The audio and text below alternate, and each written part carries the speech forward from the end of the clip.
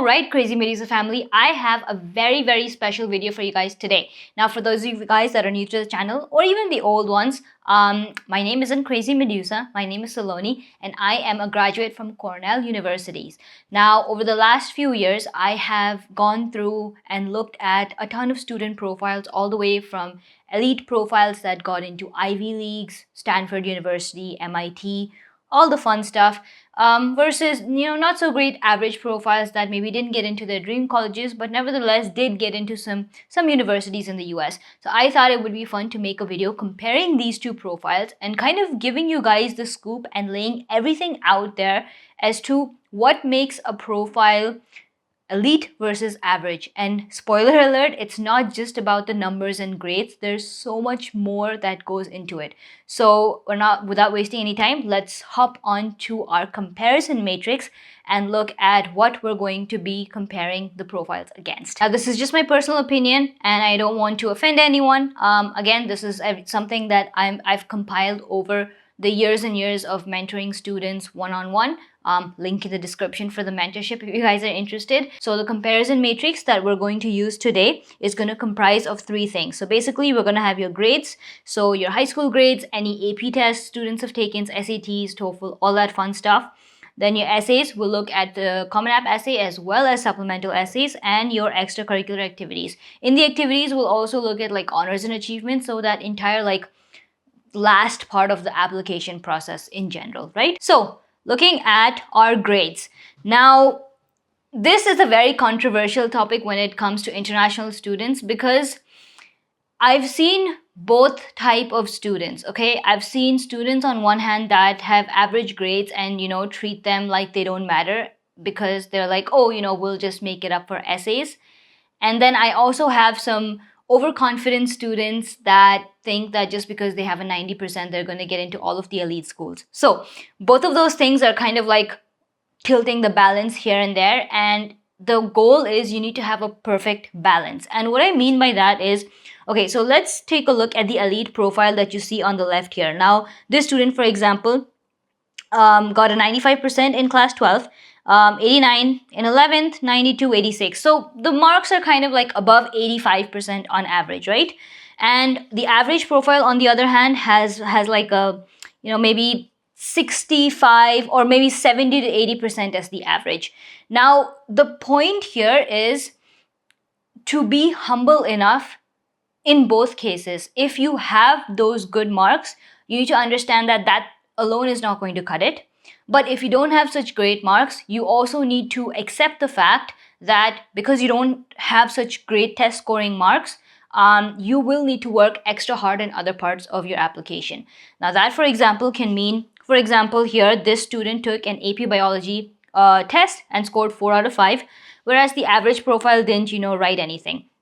Now, what this kind of shows us, and for those of you guys that don't know what the AP exams are, let me give you like a quick crash course. So typically students that study here in the US, when they take courses in high school, let's say they want to take biology, they have the choice of taking 3 different levels. They can choose one. There's a regular level, honors level, or AP level. And it is difficult in that order. Regular is the base level that you need to pass high school.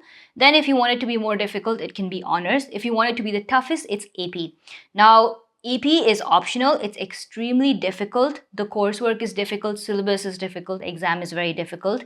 And a lot of students here maybe take like 5 or 6 different AP courses. The advantage of this is it shows colleges when you're applying that you've done this rigorous academic curriculum and you've excelled in that. It shows high aptitude for the student. Now, in many cases, when you take enough number of AP courses, you can also skip those basic classes in the first year of college. Like if you take AP biology, you can skip biology 101 in college. And by doing that, a lot of students are able to, finish their undergrad degree in 2 years or 3 years as opposed to 4 years.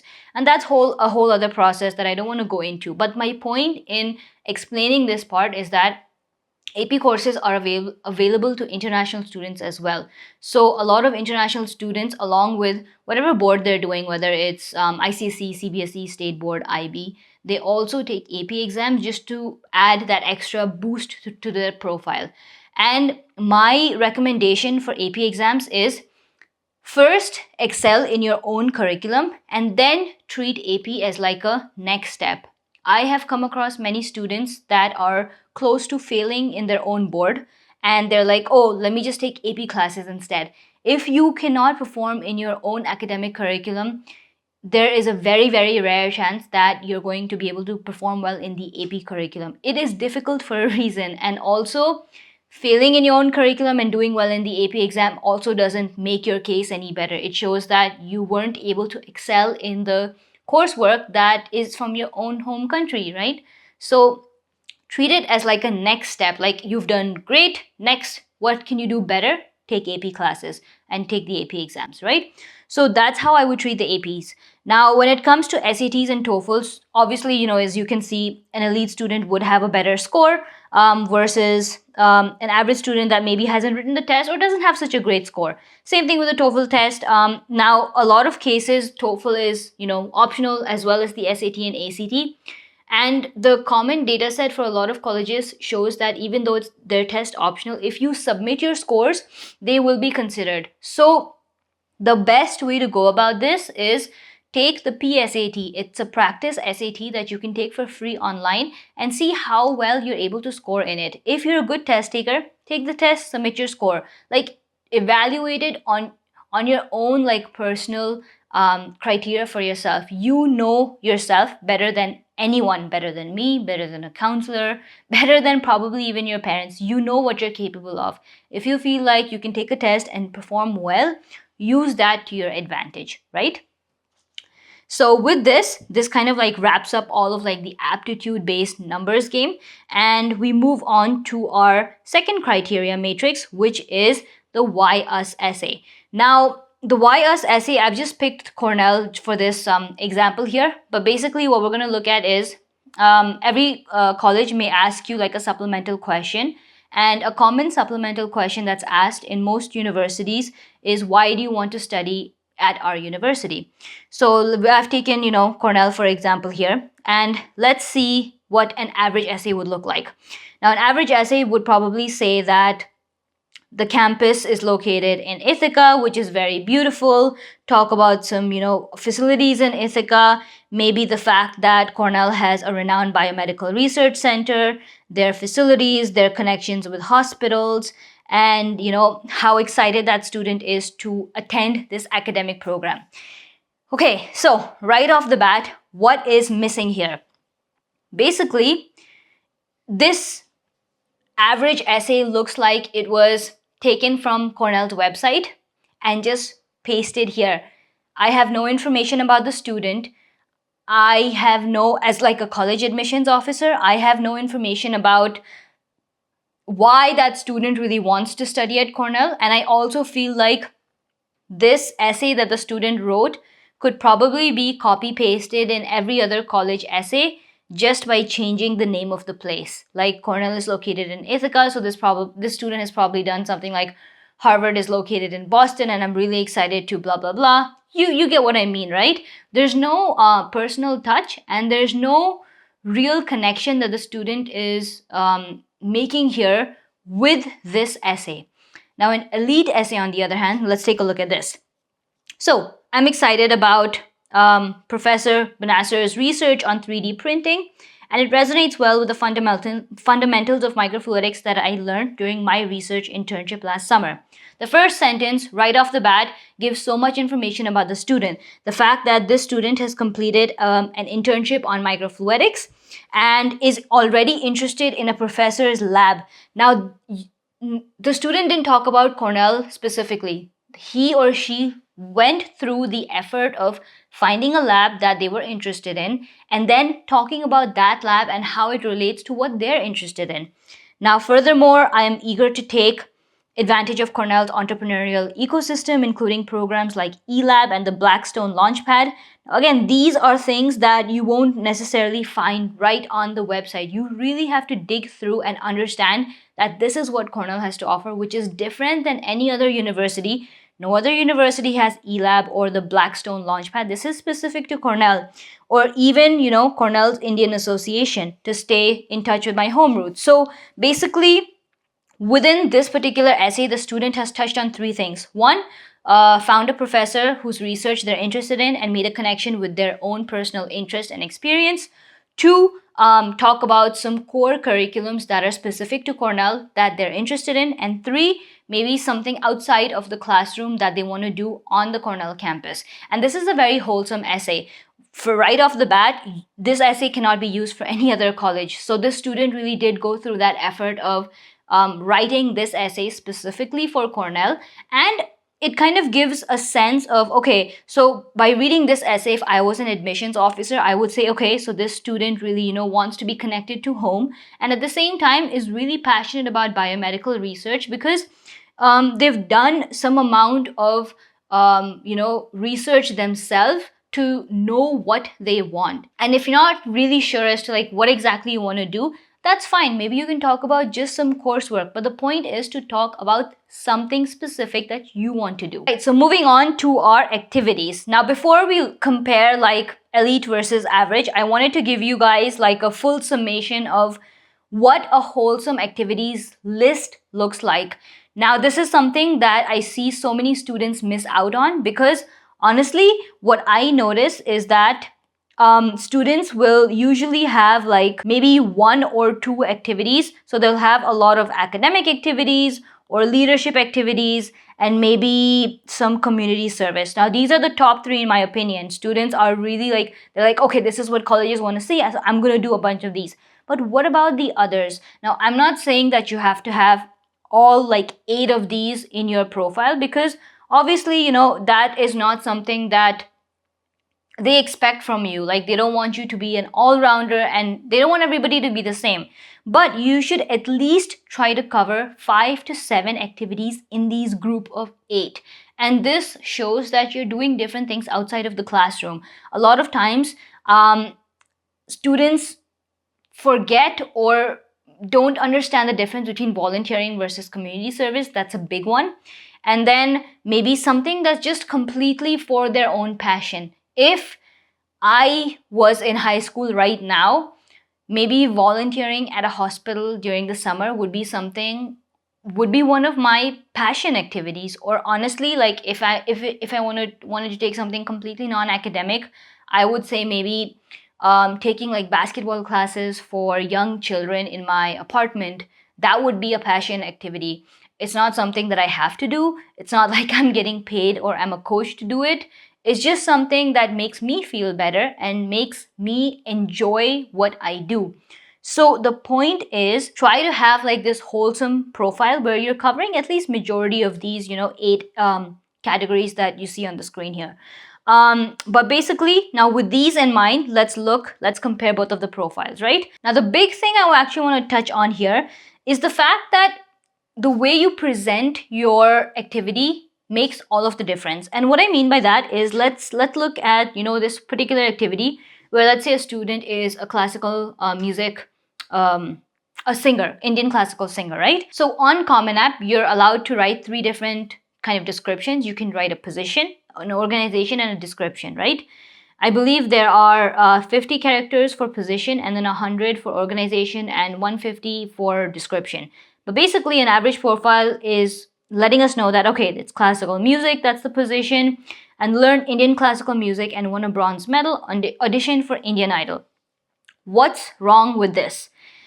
Okay, so I don't know what the bronze medal was in, like how many students participated. Was this like a national thing? Was it a school thing? Was it a district thing?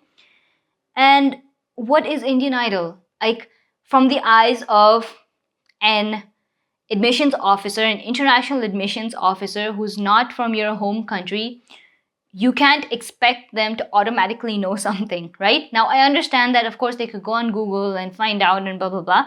But honestly, like this really doesn't carry value.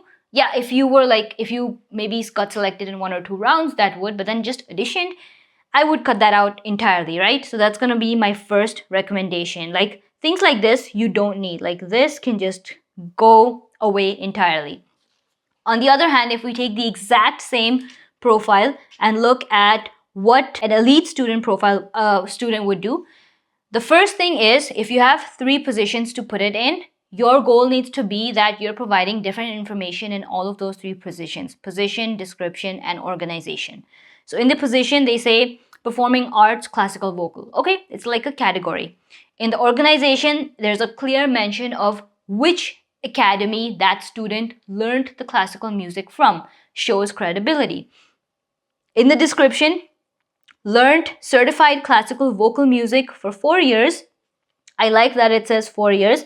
It shows the time to improve my technique and artistry in ancient Indian tradition. Okay, this shows that the student also likes to kind of be connected to Indian roots. Being a part of the school team and winning at national competitions helped me become more expressive and step out of my comfort zone. Articulated my thoughts to mentor younger students. Now, I like both of these two sentences. One, because as an admissions officer, I'm not really interested in the fact that you won a bronze medal. I'm more interested in why did you feel the need to compete? Like, what was your motivation behind that? And this student expresses exactly that. The student is trying to tell the admissions officer that they wanted to step out of their comfort zone, and that's why they wanted to kind of challenge themselves. It shows a very positive attitude for you as a student, and it shows excellent discipline, determination. Like, sticking to an activity for 4 years is not a piece of cake.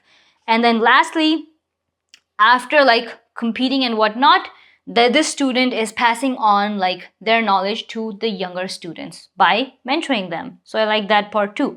Now you can see both of the activities are literally the same. So I see a lot of students that kind of try to mimic an activity. For example, I can give you a list of my activities, my 10 activities that I did, that I used to apply to college. And I guarantee that if all of you guys were to copy the same exact activities, they would look different. And the reason behind that is it matters how you present these activities. And what I want to mention here is when you're trying to describe the activity, talk about key contributions, challenges, some innovative ideas, and how and if you optimize something. The admissions officers are more interested to know what you did rather than what you kind of achieved towards the end. Like, the end goal is maybe a part of the activity, but they want to know like what went on in the middle. Why did you do an activity? Like, what was your motivation behind it? If you faced a challenge, how did you overcome that?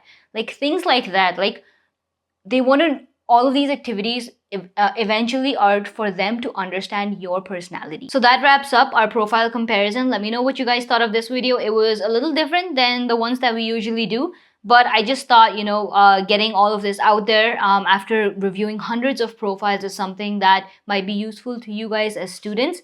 And my last key takeaway is the fact that you can be the smartest student in the room. I was not the smartest kid in the class. Like, honestly, from the grades standpoint, I would consider myself very, very average. I didn't get a 99%. I didn't get a 95%. I was in the 80s. I was a very, okay student. But I was just genuinely very interested to do things outside the classroom. Like, I was always the first one to participate in my school science exhibitions or sports activities. I wasn't big into like the cultural stuff, but things that I really liked. And that is what, showcases the personality of a student. Someone who's a go-getter and is just personally motivated to do something, and how well you can, learn a skill, whether that skill is inside a classroom or outside a classroom. At the end of the day, what matters is if you are able to communicate and present your profile, you will be successful. And the kind of like the most average profile, if presented in the right way, can lead to great success. And that's where I want to leave you guys off with. If you guys are interested in the mentorship program, they are one-on-one. Check the link in the description. And we will end the video with our new tradition, which is question of the day. So today's question of the day is from Poonam, who asked in the previous video, what are the visa interviews all about? And what is the motto behind these? So let me kind of do like a quick summary of student visas. Basically, if you're trying to come to the US to study, you'll most likely need an F1 visa. In the F1 visa, they basically ask you a couple questions, things like what degree you're coming to study, why are you coming to study in the US. They'll ask for your I-20, which is a document that the college gives you, kind of confirming that you received admission and all that stuff. And they may ask you a few questions as to what you plan on doing after graduation, and the fact that why are you leaving your home country to come and study in the US. These questions are mostly tailored to understand what your goals are, and as a student, the most ideal way to answer these are to just be truthful about your academic intentions. So talk to them about why you decided to choose a degree. If you've been accepted into other colleges, what are they? That you may be asked, how many colleges did you apply for? Why do you want to come and study in the US? Can be because of the facilities or the quality of education, because there's cutting edge innovation in your field, things of that sort, right? Keep your answers short, to the point, and at the end of the day, they are also trying to test your English just to see if you can communicate and understand their language. So that's what the visa interviews are all about. If you guys have any other questions about this video that we did or anything else, drop those in the comments below. Subscribe to the channel if you haven't already, smash the like button, and I will see you guys in the next one. Bye.